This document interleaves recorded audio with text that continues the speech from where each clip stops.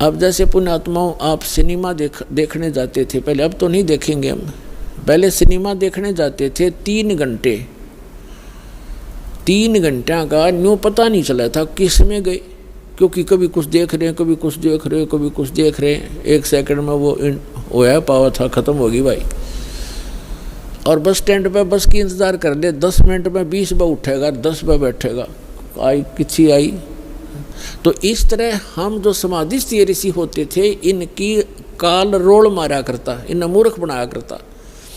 जैसे किसी भी एक कमल में ये प्रवेश कर गए, एक कमल जैसे टीवी चैनल में कोई चैनल ऑन कर लिया और उसमें जो भी नज़ारे हैं वो यहाँ से बिल्कुल हटकर हैं, और वो ऐसे दृश्य हैं यो मन देखता देखता दंग रह जाता है, इसको पता नहीं चलता कितना समय बीत गया।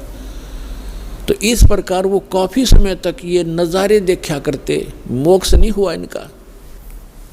तो जो दास आपको कंसेप्ट क्लियर करने जा रहा है, इस प्रकार पार्वती का कोई चैनल ऑन हो गया और उस चैनल में वह घुस गई, लागी सिनेमा देखने। अब जब सुरती चली जाती है दूर तो आभास शरीर को नहीं होता।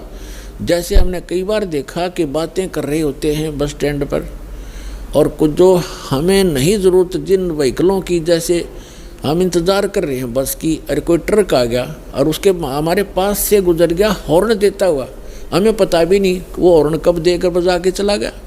हम इतने उन बातों में मगन हो गए, इतनी सुरती हमारी वहाँ से हट गई। तो ऐसे पार्वती की सुरती हट गई और शिव जी बता रहे थे कि ऊपर देखो, मूल कमल में आपको ऐसे दिखाई देगा, हृदय कमल में ऐसे दिखेगा। तो पार्वती की समाधि लगी, किसी कमल में पहुँच गई, वह घुस गई उसमें, वह सैर सपट्टे कर रही। उधर से वो गंदा अंडा जो था तोते का, वो स्वस्थ हो गया भगवान की चर्चा सुन के। और एक महापुरुष के मुख से वो जल्दी असर करती है। तो उसी समय वो स्वस्थ होकर अंडे से बाहर निकल कर बच्चा भी बन गया तोते का। और वो तोता फिर भगवान शिव बता रहे हैं कि ये मंत्र जाप करो, इसको ऐसे ऐसे जाप करो, किलियम किलियम जपो गौरा, सुन मंडल में पहुँचा बोरा।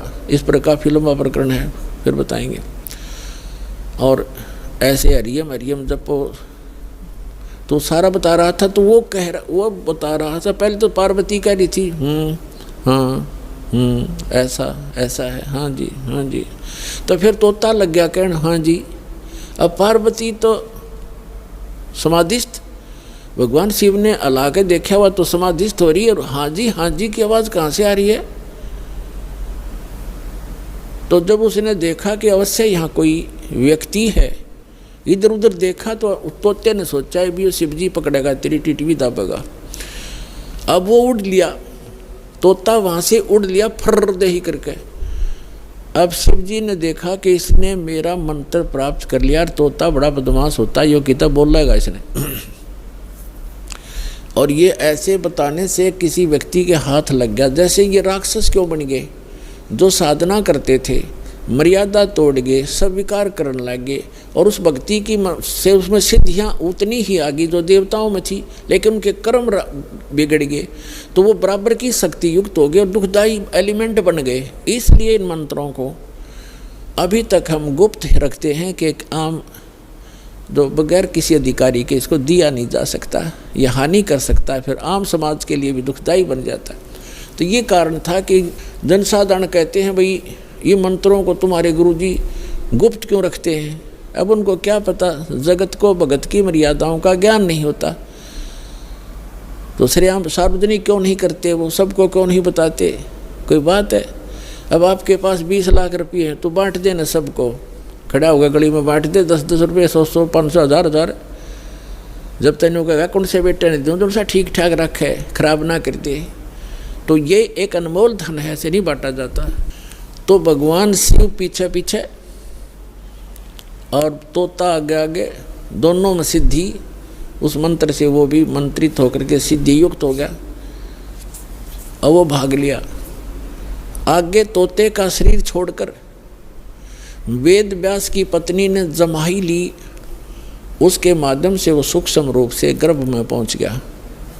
और जब उनका मिलन हुआ पति पत्नी का, तो उस समय उसने उसमें बॉडी धारण कर ली वेद व्यास और उसकी पत्नी से, और गर्भ में रहा। तो भगवान शिव आए पीछे पीछे और कहा कि पार्वती, वो व्यास की पत्नी, तेरे पेट में मेरे ज्ञान का चोर है, मैं इसे मारूंगा।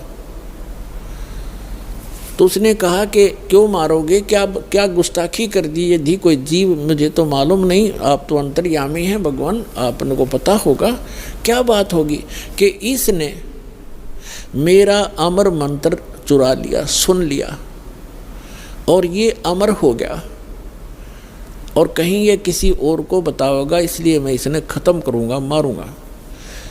तो व्यास की पत्नी कहने लगी, बोले नाथ, एक तरफ तो आप कहते हो ये अमर हो गया, अमर हो गया तो आप मारोगे कैसे इसको। तो शिव जी वहाँ से आ गया कि भाई बात तो ठीक है, गर्भ में ऐसे साधक को हानि नहीं पहुँचा सकता, जो पूर्व जन्म के कुछ संस्कारी होते हैं वो गर्भपात से मरण नहीं होता उनका। और फिर व्यास जी और उसकी पत्नी भी साधक थे, तो साधक को कोई भी देव जो हानि नहीं पहुँचा सकता। तो भगवान शिव वापस आ गया। अब कहने का भाव ये है दास का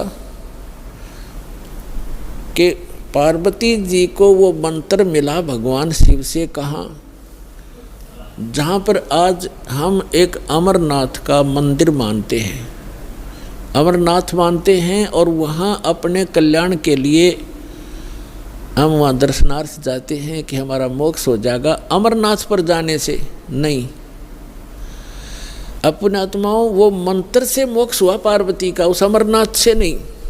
अमरनाथ एक स्थान है जहाँ पार्वती जी को वो अनमोल मंत्र प्राप्त हुआ था। अब इस दास के पास वो कंप्लीट स्पिरिचुअल नॉलेज है, वो अमर मंत्र है।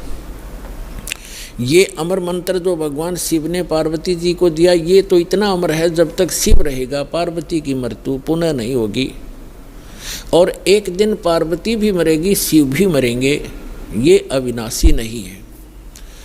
श्री इसका प्रमाण है श्री देवी भागवत 3रा स्कंद सचित्र मोटा टाइप 3रे स्कंद में गीता प्रेस गोरखपुर से प्रकाशित के 123 पृष्ठ पे भगवान विष्णु स्वयं कहते हैं, अपनी माता की स्तुति करते हैं दुर्गा की, तुम शुद्ध स्वरूपा हो, ये सारा संसार तुम्ही से उद्भासित हो रहा है, मैं ब्रह्मा और शंकर आप ही के कारण हम वर्तमान हैं, और हमारा तो आविर्भाव माने जन्म और त्रोभाव माने मृत्यु हुआ करता है, हम अविनाशी नहीं हैं। अपने आत्माओं, जैसे इस दास से मंत्र आप जी को बरवाला के पुराने आश्रम में मिला है, तो उसके लिए वो पुराना आश्रम अमरनाथ है जहाँ वो मंत्र मिला आपको। अब उस बरवाला आश्रम में माथा टेकने तो नहीं, उस मंत्र के जाप करने से आपका मोक्ष होगा। और वो मंत्र आपको ये दास कहीं भी मिल जावे, जैसे घर घर जाया करते थे हम, वो घर में मंत्र देते थे, तो उनके लिए वो स्थान है, वो अमरनाथ जहाँ ये मंत्र मिला था।